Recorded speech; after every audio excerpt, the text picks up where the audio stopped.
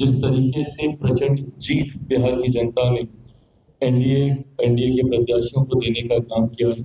तो ये यात्रा दही चूड़ा के तुरंत बाद हम लोग शुरू करेंगे और जहां पर एक बार फिर से जनता से संवाद साध कर आने वाले 5 सालों में अब इसको एकदम माइक्रो लेवल पर लेकर जाया जाएगा। नमस्ते। बिहार की सियासत में युवा नेता चिराग पासवान एक बार फिर बड़े दांव खेलने की तैयारी में है। जहां बिहार विधानसभा चुनाव 2025 में एनडीए की प्रचंड जीत के बाद अब चिराग पासवान की पार्टी लोक जनशक्ति पार्टी रामविलास है एक बड़ी धन्यवाद यात्रा पर निकलने वाले हैं। जी हां, लोजपा आर के राष्ट्रीय अध्यक्ष चिराग पासवान ने शुक्रवार यानी कि आज पटना स्थित पार्टी कार्यालय में एक प्रेस वार्ता को संबोधित करते हुए इसकी जानकारी दी। आइए सुनते हैं चिराग पासवान की अगली राजनीतिक रणनीति क्या है। पार्टी का नेता कार्यकर्ता बंद कमरे में इसी चलाकर बैठे और चर्चाएं करें, ये मुझे स्वीकार नहीं है। And I would want to lead by giving examples. मैं खुद उदाहरण स्थापित करने पे मैंने विश्वास किया है और मैंने पार्टी के नेता कार्यकर्ताओं को हमेशा बस इतनी आग्रह किया है कि जितनी मेहनत मैं कर रहा हूँ बस उतनी करें, ना मुझसे 1 मिनट ज्यादा करने की जरूरत है, बट मुझसे 1 मिनट कम कीजिएगा तो मुझे जरूर एतराज होगा। ऐसे में आगामी नववर्ष की शुरुआत में ही जनवरी से ही, क्योंकि दिसंबर में फिर पार्लियामेंट चलेगा और उसके बाद बड़े दिनों की छुट्टियां होती है, तो हर कोई स्वाभाविक है अपने घर परिवार के साथ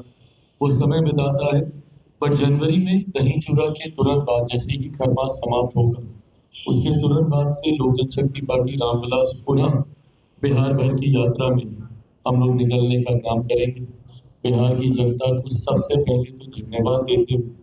जिस तरीके से प्रचंड जीत बिहार की जनता ने एनडीए के प्रत्याशियों को देने का काम किया है, तो ये यात्रा दही चूड़ा के तुरंत बाद हम लोग शुरू करेंगे और जहां पर एक बार फिर से जनता से संवाद साध कर आने वाले 5 सालों में अब इसको एकदम माइक्रो लेवल पर लेकर जाया जाएगा कि उनके इलाकों की छोटी छोटी समस्या, बिहार फर्स्ट बिहारी फर्स्ट में जरूर हम लोगों ने बड़ी चर्चाएं की, बट छोटी छोटी समस्या पुल पुलिया की हो, नली नाले की हो, सड़क बनाने की हो, जो विधायकों के माध्यम से प्रशासन की मदद से तत्काल प्रभाव से जिसको हम लोग सुनिश्चित करा सकते हैं। ऑफकोर्स बड़े एजेंडा सरकार के रहे हैं जिसका जिक्र हम लोगों ने संकल्प पत्र में किया है और उस संकल्प पत्र में लोक जनशक्ति पार्टी रामविलास के बिहारी फर्स्ट का भी जिक्र है। उसमें कई एजेंडा हम लोग के जोड़े गए, तो यकीनन वो बड़े विषय आने वाले 5 साल में तो जरूर धरातल पर उतरेंगे। 1 करोड़ रोजगार देने की हम लोगों ने बात की है, बिहार के हर एक जिले में उद्योग खोलने की हम लोगों ने बात की है, तो उन पे तो जरूर काम करेंगे। बट रोजमर्रा की जो दिक्कतें ग्रामीणों को झेलनी पड़ती है, जिस व्यवस्था में वो गांव देहात में रहते हैं, उसको कैसे तत्काल प्रभाव से दूर किया जा सके, इस दिशा में इस धन्यवाद यात्रा के माध्यम से हम लोग सुझाव इकट्ठा करेंगे और जल्द से जल्द उसके ऊपर कार्य करने का हम लोग प्रयास करेंगे। अंतिम घोषणा में एक महत्वपूर्ण जानकारी जिसपे पार्टी के प्रमुख सदस्य कुछ समय से हम लोग कार्य कर रहे थे और लगभग उसको एक अंतिम स्वरूप दिया जा चुका है। ऐसे में आज मैं फ्लैग ऑफ करना चाहूंगा इस विषय को, क्योंकि मेरे लिए वो काफी ज्यादा महत्वपूर्ण था। मेरे नेता, मेरे पिता आदरणीय रामविलास पासवान जी ने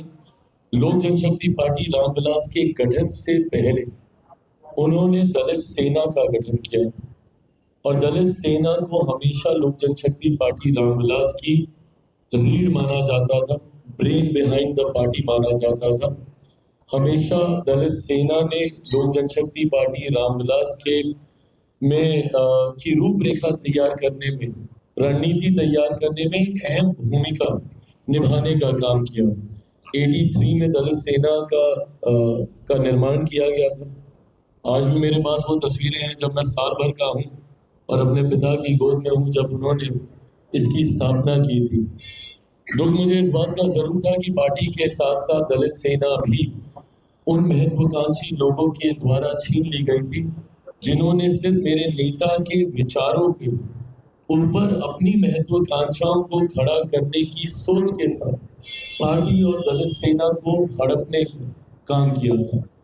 आज मुझे खुशी है कि जहां लोक जनशक्ति पार्टी रामविलास ने एक स्वतंत्र पहचान और पुनः मेरे नेता जिन ऊंचाइयों तक पार्टी को देखना चाहते थे उसकी सीढ़ी चढ़ने की शुरुआत कर दी है, तो ऐसे में दलित सेना हम लोगों से दूर रहे ये अब स्वीकार्य नहीं है। ऐसे में लोक जनशक्ति पार्टी रामविलास के हमारे बिहार प्रदेश के प्रभारी जमुई से हमारे सांसद अरुण भारती जी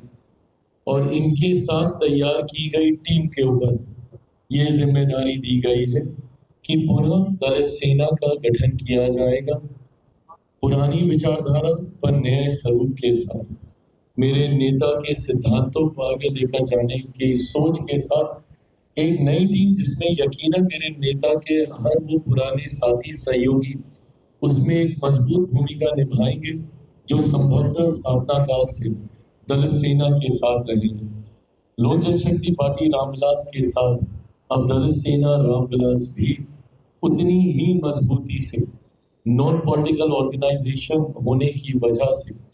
अनुसूचित जाति जनजाति से जुड़े हुए तमाम विषयों को मजबूती से हर मंच पर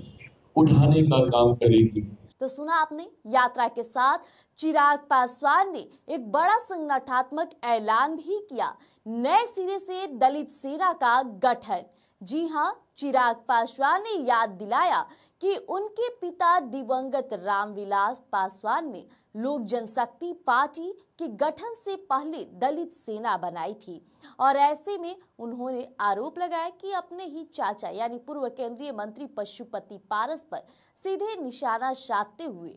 कहा कि उन्होंने पार्टी के साथ साथ दलित सेना को भी हड़प लिया था और नई जिम्मेदारी लोजपा आर रामविलास पार्टी जो है अब इस दलित सेना का नए सिरे से गठन करेगी।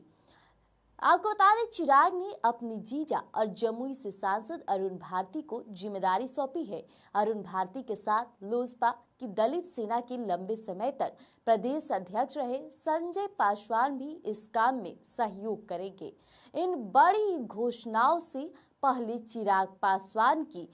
पार्टी आगामी 28 नवंबर को अपना स्थापना दिवस मनाने की तैयारी में है। इसके साथ ही आपको बता दें कि पटना में एक बड़ा कार्यक्रम करने की योजना बनाई गई है, जिसकी पूरी जानकारी जल्द ही साझा की जाएगी।